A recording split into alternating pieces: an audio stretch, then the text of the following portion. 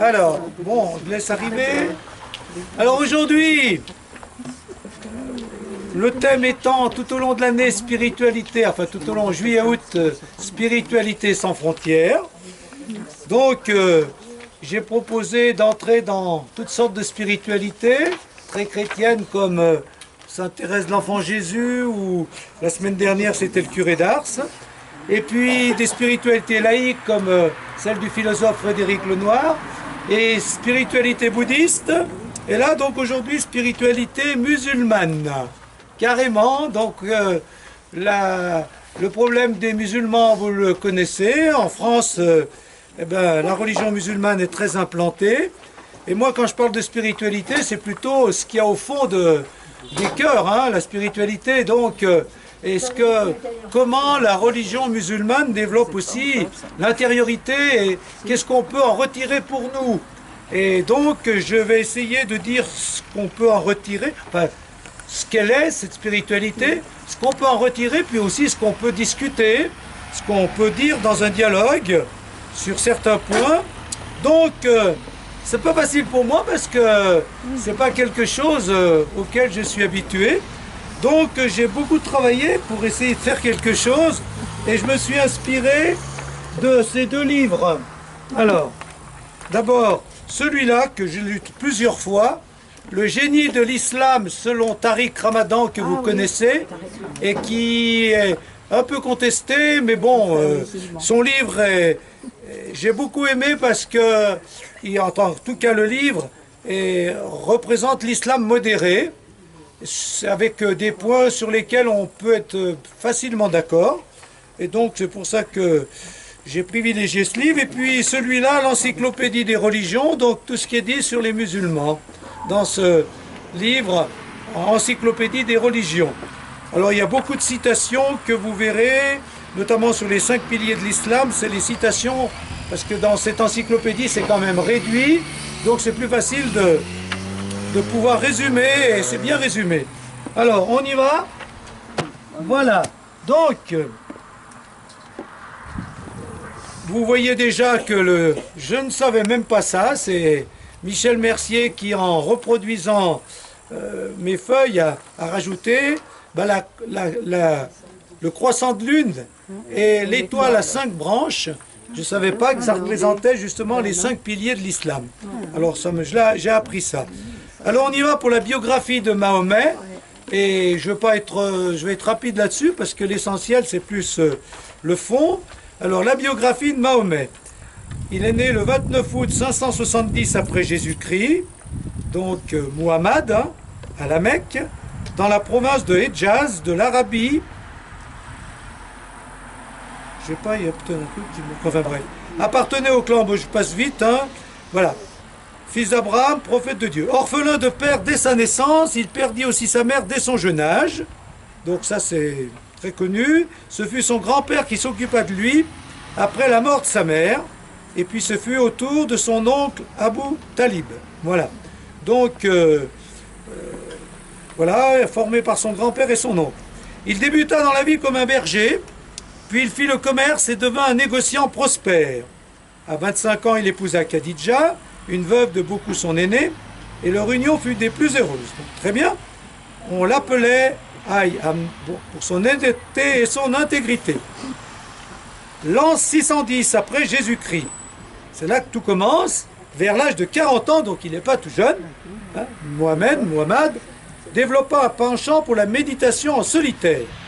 Et une nuit de décembre, dans la fameuse nuit d'Aïl-Qadr du mois de Ramadan, il obtint sa première révélation. Donc c'est là que tout commence, hein. Il devient un peu méditatif, et là, il sent que Dieu lui parle, et donc c'est à partir de là qu'il va devenir ce qu'il est maintenant, le prophète connu que nous connaissons. Il se trouvait dans la grotte du mont Hira, près de la Mecque, lorsque l'ange Gabriel lui apparut dans un songe et lui récita les 5 premiers versets de la sourate 96. Voilà, donc l'ange Gabriel lui parle en direct, en tout cas c'est sa conviction, c'est son expérience. Suivit un intervalle de 6 mois, durant lequel le prophète ne reçut aucune révélation. Et puis l'ange lui apparut une seconde fois, alors qu'il était assis, le visage couvert de son manteau, et lui récita le commencement de la sourate 74. Donc la sourate, c'est les chapitres qui vont devenir les chapitres du Coran. La révélation divine continua sans interruption pendant 23 ans. Voilà, donc des moments où il est branché sur Dieu, si on peut dire, et il entend Dieu lui parler, d'abord par l'ange Gabriel, puis un peu plus directement après. Les premiers à l'avoir accepté furent Khadija, sa femme, Zaïd, son esclave affranchi, Ali, son jeune cousin, et Abou Bakr, un ami. Au commencement, il prêcha à sa famille et à ses intimes, les exhortant à abandonner le polythéisme et le péché. Donc ça c'est bien. Hein. Voilà, donc le Dieu unique. Hein. Voilà. Il les invita à adorer Dieu l'unique et à croire dans une vie future. Le mépris et le scepticisme accueillirent ces paroles, et il lui fut conseillé d'abandonner cette folie et de veiller à ses affaires. Donc, assez vite, à part sa famille et ses proches, il est contesté, comme d'ailleurs beaucoup d'autres prophètes dans toute l'histoire des religions, parce que dès que quelqu'un parle au nom de Dieu, il n'est pas forcément, surtout si ça dérange les habitudes, il n'est pas forcément accepté et accueilli à bras ouverts. Peu à peu, cependant, les railleries et la compassion cédèrent la place à l'opposition et à la colère. Et suivant un appel qu'il fit en 614, la persécution commença sérieusement. Les premiers convertis, qui venaient pour la plupart de la couche la plus démunie de la société, et les esclaves furent menacés, battus et même mis à mort. Voilà donc, il y a eu une persécution contre eux. Bilal, le premier Africain à accepter l'islam, fut soumis à de cruelles tortures dans un vain effort de lui faire renoncer à Dieu et à son prophète. Donc, le prophète Mohammed lui-même fut ridiculisé et insulté. Donc, ça a des débuts très difficiles. Et puis après, ça va encore se corser. Le 24 septembre 622, en raison de l'hostilité de ses concitoyens, Mahomet quitte la Mecque pour s'installer à Médine. Cette émigration, que vous connaissez, l'hégire en arabe, marque le véritable commencement de la nouvelle religion et le point de départ du calendrier musulman. À Médine, Mahomet organise sa première communauté de croyants, les musulmans. Il décide que les croyants se tourneront vers le sanctuaire de la Kaaba à la Mecque pour prier, car selon ce qu'il lui révèle la voie divine, le sanctuaire a été édifié par Abraham et son fils Ismaël sur l'ordre d'Allah. Donc je passe vite, parce que ça vous devez le connaître, c'est simplement pour qu'on resitue Mahomet. Voilà. Mais ensuite, après, donc on voit qu'il y a des révélations, il commence à fonder un peu autour de sa famille et de quelques autres personnes la religion musulmane, qui est très contestée, donc ils sont soumis à la persécution, et après ça devient carrément des guerres. À partir du moment où ils deviennent un peu plus importants, et là c'est c'est dit très rapidement, il y a des guerres, et donc il devient un guerrier quand même. Et on ne peut pas dire que voilà, ça dégénère un petit peu, autant parce qu'il y a des guerres que dans ce qu'il représente, parce que il a beaucoup parlé de paix, mais tout au long de la fin de sa vie, c'est que d'un ensemble de guerres, de conflits, etc. Et donc, voilà l'image d'un Mahomet plutôt religieux, plutôt pacifique, elle est un peu noyée dans plein de conflits et de guerres. Enfin, c'est comme ça qu'il termine sa vie en 632, après avoir fait un pèlerinage à la Mecque. Voilà. Vous pourrez retrouver par ailleurs des biographies, certains développent beaucoup plus surtout l'aspect guerrier. Là, dans l'article qu'on a pris, je ne sais pas où c'était, ils n'en parlent pas trop. Bon, donc, je ne vais pas insister là-dessus parce que ce qui m'intéresse, c'est la spiritualité. Et la première des choses, évidemment, c'est la valeur clé de la spiritualité musulmane. La valeur clé, c'est la soumission. Alors, qu'est-ce que ça veut dire ? Bon, en schématisant, je ne sais pas si vous connaissez ça, c'est un point de repère très simple, mais évidemment schématique, quand on compare les trois grandes religions monothéistes. On les résume par trois mots, et on dit souvent, pour les juifs, la valeur clé c'est l'obéissance à la loi. Voilà, j'obéis à la loi, et quand j'obéis à la loi, j'obéis à Dieu. Pour les musulmans, c'est la soumission, et pour les chrétiens, c'est l'amour. C'est pas si faux que ça quand même, Et ça, c'est un bon point de repère. Et donc, si vous avez déjà ça, c'est déjà pas mal pour dire, voilà, les trois grandes religions monothéistes, l'obéissance, la soumission et l'amour. Alors le mot soumission pour nous, je pense qu'il ne va pas vous faire sauter au plafond. Hein. Ce n'est pas un mot que vous devez bien aimer d'entrée. Hein. Je ne pense pas que c'est quelque chose qui vous inspire bien. Alors, eh bien, je vais vous développer et vous me direz ce que vous en pensez et si pour vous ce mot peut être intégré à votre spiritualité. C'est pas moi qui prêche la soumission bien souvent. Hein. Donc, je vais vous dire un petit peu, et justement l'interprétation de Tariq Ramadan est assez originale et assez nouvelle, et ça montre que dans le milieu musulman, il y a quand même aussi une évolution, et notamment pour ceux qui sont modérés, il y a quand même une évolution qui va un peu vers ce que nous on pense et vit dans notre foi. Alors, en arabe, islam signifie soumission. L'islam est la soumission volontaire à Dieu. Voilà. Hein? Le musulman est celui qui s'en remet, qui s'abandonne à Dieu, qui se soumet à sa volonté. Donc, Dieu est plus grand que nous. Voilà. Hein? Donc, moi, homme, pauvre homme, je dois me soumettre. Me soumettre, c'est-à-dire, ben voilà, c'est la volonté de Dieu qui compte et pas la mienne. Donc, je me soumets à la volonté de Dieu. Alors, je vous propose 3 manières, parce que c'est ce qui représente un peu des courants chez les musulmans, et qui représente un petit peu déjà 3 interprétations qu'on peut avoir nous-mêmes.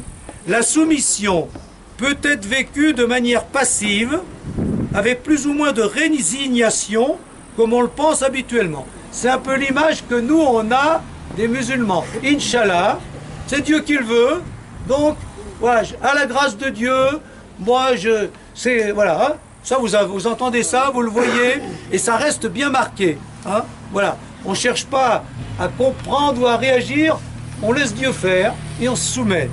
Ça, c'est la soumission passive. La deuxième manière de vivre ce mot, la soumission peut être vécue comme un abandon, un lâcher-prise entre les mains de Dieu, un acte de confiance en la vie et en Dieu, et c'est alors très moderne comme état d'esprit, puisqu'on en a déjà parlé cet été à plusieurs reprises, notamment dans les spiritualités issues des mouvements comme la psychologie positive, le lâcher-prise, l'abandon. Je m'abandonne à la vie, parce que je ne peux pas tout maîtriser, et c'est de l'orgueil de vouloir tout maîtriser, et donc je fais le maximum, je fais ce que je peux, et puis je fais confiance. Donc ça peut être aussi comme ça qu'on voit la soumission. À ce moment-là, c'est tout autre chose. Hein. On le dit assez, nous, s'abandonne. Hein. Voilà. Comme me le dit le psaume, Père, je remets ma vie entre tes mains. Hein. Bon. Et puis, voilà l'interprétation que j'ai beaucoup aimée, celle de Tariq Ramadan. Lui, il nous dit que la soumission peut être vue comme une relation d'amour. Ah, et ça se voit qu'il a fréquenté les milieux chrétiens quand même. Et qui connaît la religion chrétienne qui est basée sur l'amour. Alors lui, il le voit comme un don, sans le mot, et il y aura la citation tout à l'heure. Mais en gros, il insiste beaucoup pour dire que la soumission, c'est un don total de soi à Dieu. C'est se donner à Dieu. Donc, dans le mot se donner, il y a bien un aspect de soumission, mais c'est une soumission d'amour. C'est pas du tout pareil. Hein. Je me donne à Dieu, je me donne à toi, Seigneur. Donc, un don total de soi à Dieu qui permet d'accueillir sa paix et de vivre en paix avec soi-même, avec les autres, avec l'univers. Voilà. Ça, s'il insiste beaucoup là-dessus, ça résume tout son livre. Je me soumets à Dieu, je m'abandonne à Dieu, mais surtout, je me donne à Dieu par amour. Et quand je me donne à Dieu, ben je recueille sa paix. Parce que je me remets entre les mains de Dieu. Donc, je n'ai pas d'inquiétude, je n'ai pas d'agitation. Enfin, il y en a peut-être bien, mais... Hein, voilà. Et donc, le don de soi à Dieu permet d'accueillir la paix. Et pour lui, l'islam est avant tout une religion de paix. Mais pas de paix simplement humaine, de paix parce que c'est la paix que Dieu nous donne quand on se donne à lui. Donc, voilà, j'ai voulu citer... entre autres, ce qui est marqué là, pour bien vous... Ça, je trouve que c'est très intéressant pour un dialogue avec les musulmans aujourd'hui. Parce qu'il est quand même une référence à Tariq Ramadan dans les milieux musulmans. Alors voilà, Le mot islam dérive de la racine salama qui signifie paix. Et ça, j'avais jamais vu cette interprétation chez d'autres que chez lui. Hein. Voilà. Donc, dont l'une des formes verbales se rapporte à la reddition, au sens de don de soi. Ces deux acceptations principales, paix et don de soi, donc, donnent une idée plus juste, plus complète et plus profonde de la notion d'islam, puisque l'acte de foi humain consiste à faire, en conscience et volontairement, un don de soi pour accéder à la paix avec le divin et avec soi. Vous réagirez tout de suite parce que j'ai pas un truc. Quand on voit une définition comme ça, on est bien un peu d'accord, non? Hein? Alors l'islam, donc je finis puis vous réagirez tout de suite, hein, est donc un acte de foi par lequel l'être humain se met en quête de la paix à laquelle Dieu l'invite, puisqu'il lui demande de répondre à son appel en le priant, en l'aimant, en respectant les rituels et en faisant le choix moral du bien et du juste. Se donner à Dieu, et là il même qui nous appelle, Dieu nous appelle, ça c'est le fondement de toute la Bible, hein. Et on se donne à Dieu qui nous appelle, on se donne à Dieu en le priant, en l'aimant, hein, en respectant les rituels, on verra lesquels, nous, bon, sur ce point, les rituels, il y a des discussions possibles, et en faisant le choix moral du bien et du juste. C'est bien quand même, hein, je ne vois pas bien ce qu'on peut redire. Il ne s'agit donc pas de perdre sa volonté, comme on le voit des fois dans une certaine image de la soumission, de nier sa liberté ou de renoncer à son humanité. Bien au contraire, il est question d'assumer son humanité et ses limites, d'user de sa liberté en toute responsabilité et d'orienter sa volonté vers le choix de l'élévation et du bien. Voilà. Je ne renie pas ce que je suis, mais librement, avec ma volonté, je m'abandonne à Dieu, je me donne à Dieu pour accueillir sa paix, en m'élevant. Dans toutes ces notions, vous avez vu, il y a des mots comme amour, comme appel, hein, comme élévation et comme bien. La paix avec Dieu, avec soi, est au prix de cet effort intellectuel et spirituel que le mot soumission ne traduit pas du tout. Alors, comment vous accueillez ça? Vous avez vu, j'ai essayé de résumer tout ce que j'ai lu. Hein, la soumission passive, la soumission abandon, lâcher prise, et la soumission don de soi. Moi, je ne connaissais pas cette interprétation. Moi, j'en étais resté à la soumission un peu qui ne me plaisait pas beaucoup. Voilà, je me soumets à Dieu. Dieu est plus grand que moi, Allah est grand. Ben voilà, donc je m'écrase un peu, quoi, et je le laisse faire. Eh ben non, c'est pas comme ça.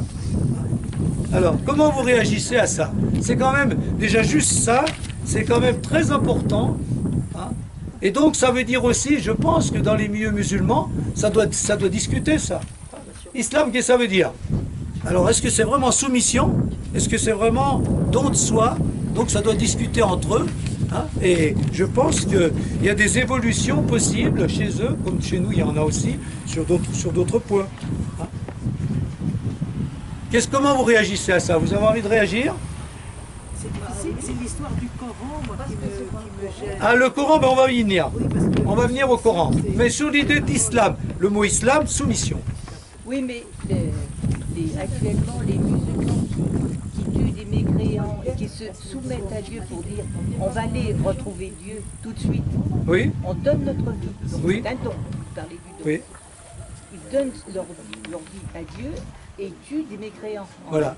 Ben Ali, c'est l'idée du don de soi, mais jusqu'au sacrifice. Il y a l'idée de sacrifice qui est souvent présente dans le Coran, mais c'est le sacrifice sanglant, oui, c'est pas du tout le don de soi par amour. Lui, il dit bien, un don de soi qui répond à un appel de Dieu et qui est un don de soi par amour. Et là, tout au long du livre, ce mot, il y a bien d'autres choses, mais ça revient quand même. Donc, ça veut dire que lui est pour cette évolution-là, qui n'est pas forcément celle de beaucoup d'autres. Voilà. Vous lisez le Coran, vous avez lu le Coran? J'en ai lu un peu, ouais. Mais si on lit la Bible, c'est pareil aussi. Hein. La Bible, quand on lit la Bible et qu'il y a des psaumes où Seigneur, fais de mes ennemis l'escabeau de mes pieds, et puis massacre leurs enfants, leurs petits-enfants. C'est le problème de toutes les religions. À partir du moment où elles ont plusieurs siècles d'histoire, eh ben, il y a quand même bon, on va y venir, une conception de Dieu qui, petit à petit, la clé de tout ça, c'est que nous, en tout cas chrétiens, on ne peut lire la Bible que dans la tradition. Et la tradition évolue. À partir du moment où on s'arrête à 1000 ans avant Jésus-Christ ou même à 500 ans après Jésus-Christ, si nous on ne lit la Bible que dans une tradition. Et là je vais vous le dire tout de suite avec le Coran, pour nous la Bible c'est une parole vivante. C'est pas un texte écrit qui fige une bonne fois pour toutes ce qu'il faut penser, ce qu'il faut vivre. Voilà. Donc ça c'est là. Voilà. Alors je reviens au mot soumission. Alors, la soumission, pour vous, donc je pose la question, vous me direz, la soumission est-elle pour nous une valeur? Et quand on lit Saint Paul, à un moment donné, il dit ça. Hein. C'était un texte qu'on avait pour les mariages autrefois. Par respect pour le Christ, soyez soumis les uns aux autres, les femmes à leur mari comme au Seigneur Jésus. Alors, pour nous, voilà. Mais après, il y a Marie, aimez vos femmes. Donc le mot soumission, chez Saint Paul, il était proposé comme une valeur spirituelle. Hein. Là dans ce passage-là, mais aussi dans d'autres. Alors, qu'est-ce que ça veut dire? Ça veut dire, c'est une valeur, si ça veut dire faire passer Dieu avant nous, sa volonté avant la nôtre, j'espère que c'est ce que vous faites. Ce qui compte, c'est pas moi, c'est Dieu. C'est pas ma volonté, c'est celle de Dieu. Je me soumets à la volonté de Dieu au sens, je fais passer Dieu avant moi. Ben, malheureusement, c'est pas toujours le cas, vous le savez. Hein. Donc, ou alors je me soumets aux autres. Je fais passer les autres avant moi. Est-ce que c'est pas aimer quelqu'un, ça? Aimer son mari ou c'est aimer sa femme? C'est toi qui compte, c'est pas moi. Aimer ses enfants, qu'est-ce que vous voulez? Donc, on fait passer les autres qu'on aime avant nous, au lieu de s'imposer, voilà. Donc, la soumission vécue comme ça, c'est bien un aspect de l'amour. Aimer, c'est bien quand même faire passer les autres avant soi. Hein? Voilà. Donc, voilà. Mais par contre, ce n'est pas une valeur si c'est s'écraser, renoncer à sa liberté de penser, d'agir et d'être, si c'est subir la force de l'autorité ou les pressions, je m'écrase, il y a trop de pression, je ne suis plus moi-même. Ça c'est mauvais, c'est la mauvaise soumission. Mais si c'est la soumission au sens de dire, ben voilà, par amour, c'est toi qui compte, et donc qu'est-ce que tu veux qu'on fasse? Qu'est-ce que tu veux? Ben voilà. Alors, vous réagissez à ce mot-là, vous en ferez ce que vous voudrez. Moi, c'est pas tellement, c'est pas un mot que j'emploie souvent. Ouais, non. Mais non, il n'a pas bonne presse. Mais par contre, régulièrement, je vous devez être pareil. Moi, je dis à Dieu que ta volonté soit faite. Voilà. Bien souvent, quand on prend des décisions, tiens, qu'est-ce que je dois faire? Ben, je vais peut-être faire ça, je vais peut-être ça. Mais finalement, on dit à Dieu, mais que ta volonté soit faite. Moi, je pense que c'est ça que je dois faire.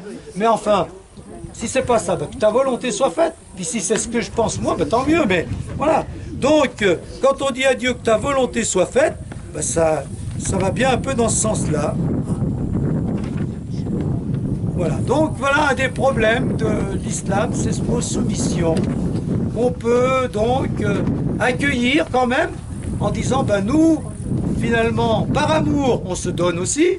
Donc si c'est une soumission par amour, c'est le don de soi. Et puis si c'est dire que ta volonté soit faite, on le dit dans le Notre Père à tout moment. Et puis on le dit dans la vie. Donc c'est bon en ce sens-là.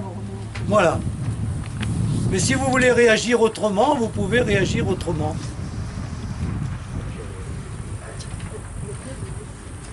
C'est bon comme ça? Ben, vous en ferez ce que vous voudrez. Et si c'est... Voilà. Comment vous pouvez dire là? Parce que... Ouais. C'est difficile d'entrer dans... Oui, c'est l'exemple même où on voit que c'est difficile d'entrer dans d'autres mots ou d'autres valeurs que celles auxquelles on est habitué. Mais c'est aussi bon d'accueillir, parce que ça nous fait... Hein, ça me pose question, moi. Et je me dis, ben voilà, peut-être bien que si ça me plaît pas ce mot, c'est parce que j'ai pas envie de le vivre, et si j'ai pas envie de le vivre, c'est peut-être pas forcément bien. Il y a peut-être bien un aspect de soumission qu'il faut intégrer dans l'idée de, ben voilà, je suis quand même pas le maître du monde, ni le maître de ma vie, et que je suis libre, d'accord, mais enfin Dieu est plus important que moi. Hein, et puis les autres sont plus importants que moi aussi, les autres que j'aime. Donc il faut peut-être bien qu'il y ait un peu de ça quand même, non? Dans la présentation, vous disiez qu'il était fini, il avait fini guerrier. Donc oui. Il se soumettait pas à Dieu, il soumettait les hommes à lui, oui. à son idée. Oui. Voilà. Oui, mais ça, c'est aussi le problème de beaucoup, et même dans l'Église, hein, là, les croisades et compagnie, c'est vrai que même nous, des fois, quand on a une autorité, on a tendance peut-être à l'exercer d'une manière un peu, voilà, je dis pas guerrière, pas nous pour nous, mais hein, c'est le problème. Hein. Bon, voilà. Donc, alors, moi je vous propose un petit temps de silence et de méditation, comme on le fait dans les mini-retraites pour qu'il n'y ait pas simplement une avalanche de paroles. Eh bien, pensez à une situation difficile que vous avez en ce moment, et on en a régulièrement. Qu'est-ce que je dois faire? Et je dois faire ça ou je dois faire ça? Eh bien, en tant que chrétien, en pensant à cette situation difficile, ou à un choix difficile qu'on doit faire, être chrétien, c'est dire, Seigneur, que ta volonté soit faite. Ben voilà. Eh bien, ça suppose une soumission par amour et un abandon par amour. Donc, je vous propose de vivre ces sentiments de soumission par amour, d'abandon, dans un petit temps de silence face à Dieu, puis en pensant à telle situation que vous avez, qui n'est pas évidente et difficile, mais que ta volonté soit faite, Seigneur.